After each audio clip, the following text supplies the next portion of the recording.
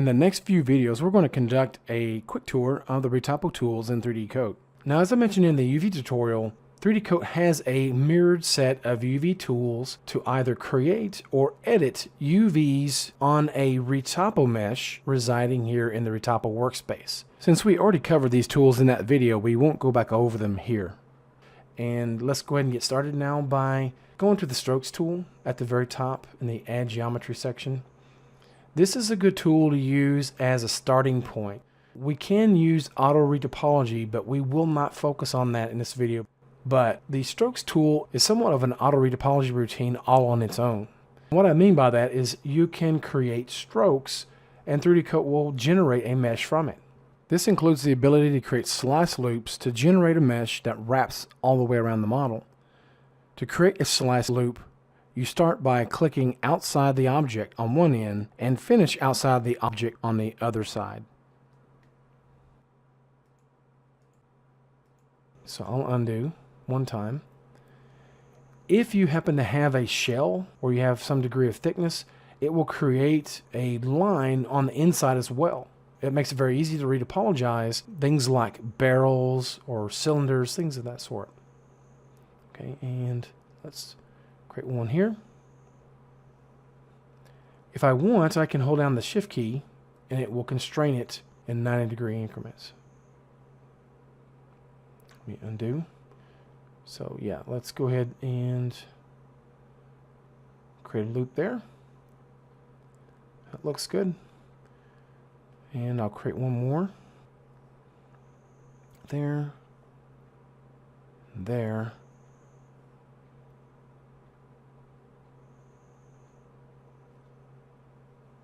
Maybe one more here. Okay. Now, with all these loops created, we can create a single cross section. I can just brush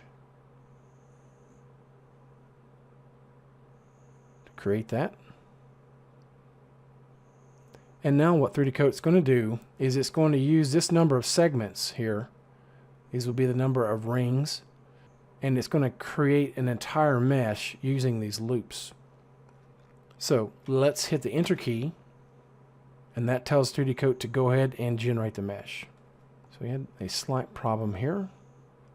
So I'm going to undo that. And I am going to crank up the spline points density.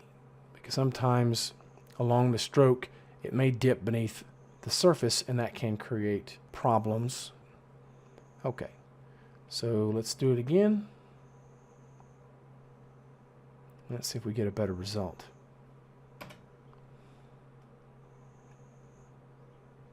There we go. Probably doesn't help that we have such an irregular shape on the back side, but that's fine. These will not be seen, so I can use the Select tool, go into Faces mode. I'm going to reduce my brush size by using my bracket keys like I would in Photoshop. Just paint select. It's additive, so I don't have to hold down the Shift key or anything. It'll just continue adding as I brush. If I want to deselect, I can hold down the Control key.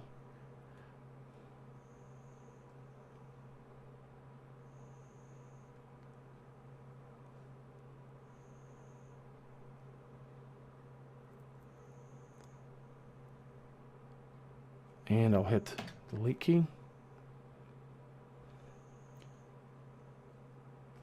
Alright. Now with the Strokes tool, I can continue building, but one thing that's nice about it is once you've already created your mesh, you still have the ability to tweak points. You can hover over a point, right click and drag to quickly tweak the placement of your points on the fly.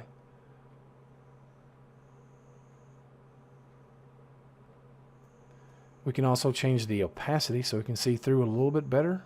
Sometimes you may not want that. You may want it to be a little bit more opaque.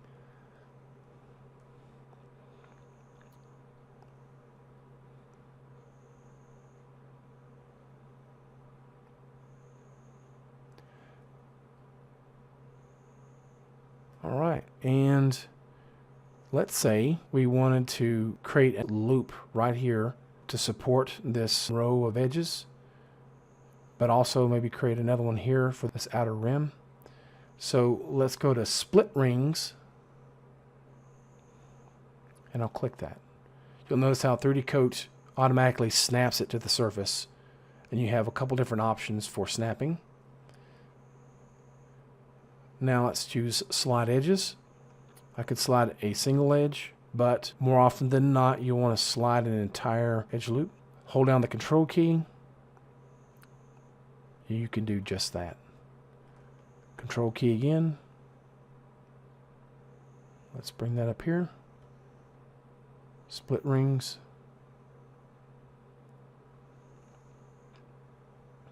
Let's use the move tool, and this allows you to move individual sub-objects such as faces, edges, vertices, edge loops, or edge rings. So let's choose vertices. We can choose auto mode, and that way when we hover over a sub-object we can move just that. I may want to move just this entire edge. There we go.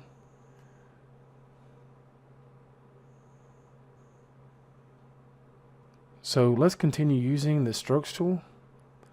Right click and drag. Now we looked at one way that we can create an entire mesh by using the loops, but this allows you to sketch on the surface and it will generate a mesh that way as well. So you can hover over an already existing vertice and it will start there. It will snap from that point. Same thing here. You want to be careful about the spline points density when you're using this particular method, because if you need to go back and edit the shape, having too many points obviously is going to give you more work than is necessary. So we'll go ahead and create our mesh here, but then we'll reduce it thereafter. So let's create some cross-secting lines.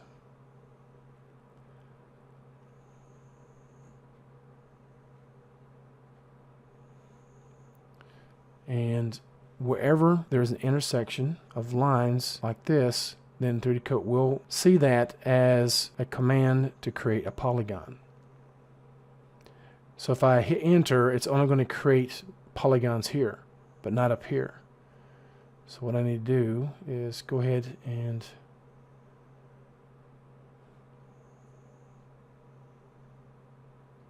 create a line here, and we'll create the polygons. So I'm going to also start up here, and you'll notice how it snaps when I come to this point.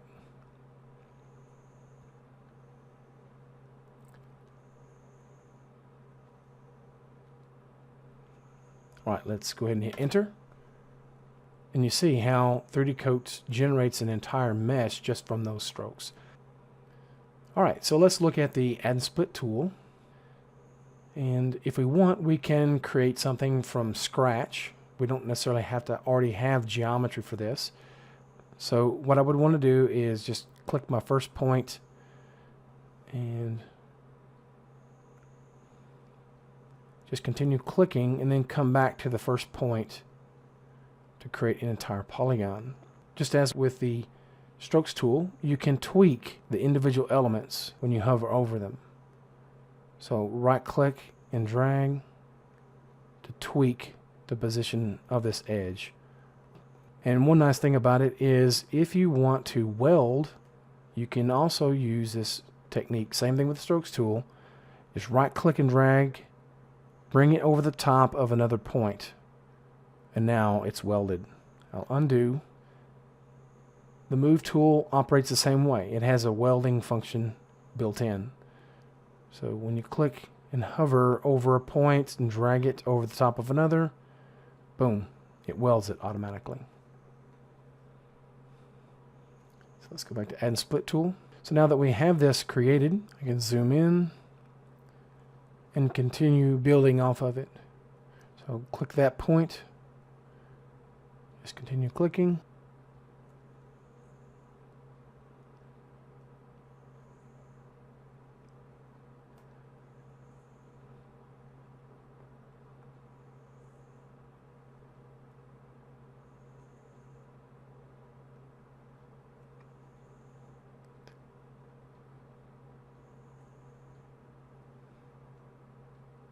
So if I want to quickly fill this in, you only have to click these 2 points. Click and click. Same thing here. Very easy. Let me select this. Go to delete polygons. So if you find yourself with a hole like this, you can quickly fill it now by holding the Shift key and hovering till you see a preview of what you want. So I'll click, and it fills the gap with a polygon. I'll now stop the video here, and we'll pick up in the next one, starting with the quads tool. So stay tuned, and we'll see you then.